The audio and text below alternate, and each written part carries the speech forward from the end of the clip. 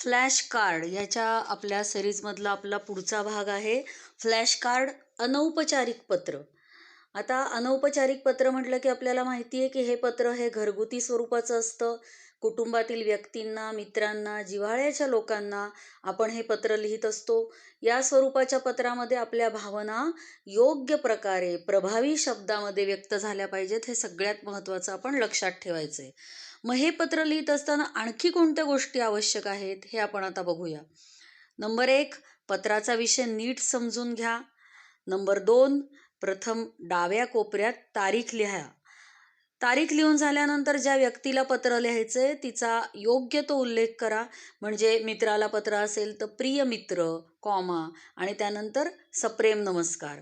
आपल्यापेक्षा मोठ्यांना पत्र असेल तर आदरणीय, जे कोणी म्हणजे आपल्याला पुढे संबोधन आदरणीय येईल किंवा तीर्थस्वरूप असा उल्लेख असावा.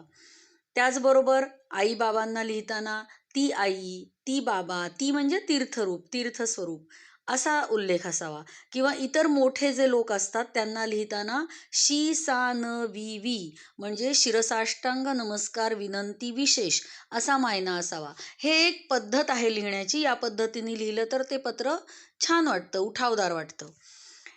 त्याचबरोबर हे औपचारिक पत्र नसून अनौपचारिक पत्र आहे, कौटुंबिक पत्र आहे, जिव्हाळ्याच्या लोकांना लिहायचंय. त्यामुळं या पत्राला विषय लिहिण्याची गरज नाही. विषयाप्रमाणे म्हणजे जे काही पत्रासाठी विचारलेलं आहे त्याप्रमाणे प्रेम, आपुलकी असं वाटेल या पद्धतीचं लेखन इथं यायला हवंय. त्यानंतर महत्त्वाचं म्हणजे पत्राचा शेवट करताना घरातल्या लोकांचं क्षेमकुशल आपण विचारायचं आहे. म्हणजे ती आजी काय म्हणते किंवा चिंटीचं आता कसं चालू आहे, असे थोडेफार प्रश्न आपण विचारायचे आहेत.